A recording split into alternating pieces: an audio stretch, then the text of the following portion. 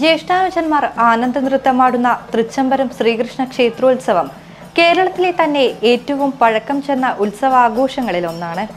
ജ്യേഷ്ഠാനുജന്മാരായ മഴൂരപ്പൻ ബലഭദ്രനും തൃച്ചംബരത്തപ്പൻ ശ്രീകൃഷ്ണനും പൂക്കോത്ത് നടയിൽ തിടമ്പേന്തി ആനന്ദനൃത്തമാടുന്നതാണ് തൃച്ചംബരം ഉത്സവത്തിലെ പ്രധാന ചടങ്ങ്.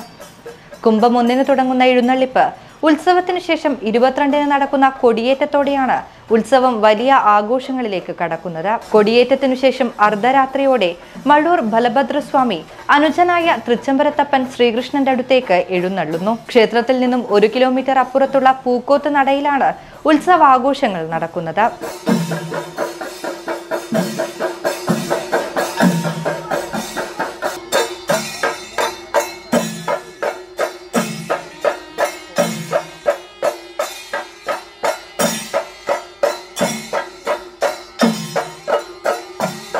പൂക്കോത്ത് നടയിൽ ഉത്സവം നടക്കുന്നതിനും ഒരു ഐതിഹ്യമുണ്ട്.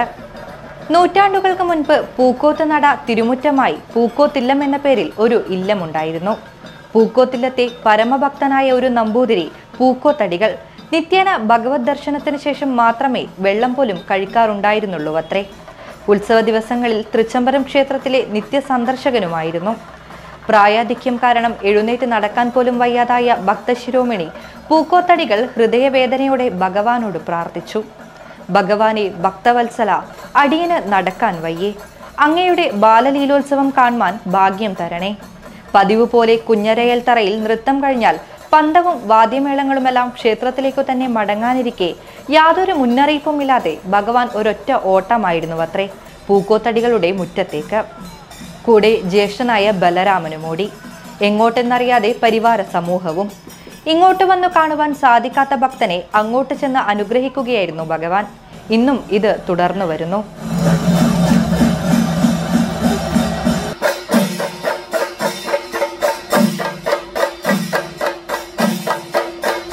കുംഭം 22 മുതൽ മീനം 2 വരെയാണ് പൂക്കോത്ത് നടയിൽ നൃത്തോത്സവം.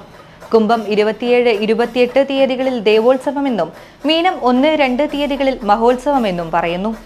രാമകൃഷ്ണന്മാരുടെ മനോഹരമായ ചാർത്തോടു കൂടിയ ബലിബിംബങ്ങൾ ശിരസിൽ വെച്ച് നൃത്തം ചെയ്യുന്നവർക്ക് മുന്നിലായി ഇരുഭാഗത്തും കോൽപന്തങ്ങളും മുന്നിലായി വാദ്യവിശേഷങ്ങളും ഉണ്ടാകും. ചോയ്യാമ്പിയുടെ നേതൃത്വത്തിൽ ധൂപക്കുറ്റിയും വെള്ളിപ്പട്ടുകുടകളും പിടിക്കുകയും 2 ദേവന്മാർക്കും ആലവട്ടവും വെഞ്ചാമരവും വീശുകയും ചെയ്യും. നൃത്തക്കാർക്ക് അഭിമുഖമായി ഭക്തജനങ്ങളും മറ്റ് അകമ്പടിക്കാരും ഉണ്ടാകും.